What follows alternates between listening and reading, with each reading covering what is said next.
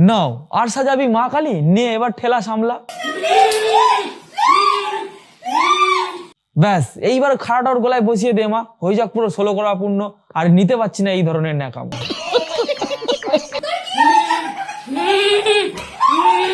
যাত্রী মা কালী নিজেই দরজা খুলে চলে গেল। শোন না সুজাতা, এই সুজাতা শোন না, বাবু বাবু শোন না।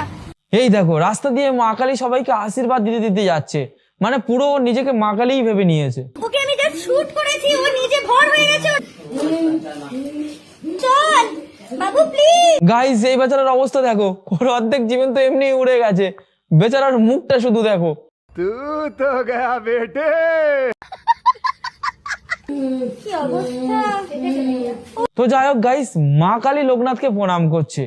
মা সন্তানকে আশীর্বাদ করতে পারে, প্রণাম নয়। মানে ভিডিওটা বানাবার আগে একটু ভেবে নেওয়া উচিত ছিল যে মা কালী কাকে কাকে প্রণাম করতে পারে আর কাকে কাকে আশীর্বাদ। তো গাইস একজন হিন্দু হয়ে হিন্দু ধর্মকে এই অবস্থায় আর দেখতে পাচ্ছি না। শুধুমাত্র কিছু ভিউজ কামাবার জন্য আমাদের ধর্মকে আমরা অন্যজনের কাছে উপহাসের পাত্র করে তুলছি। প্লিজ প্লিজ এইসব বন্ধ করো।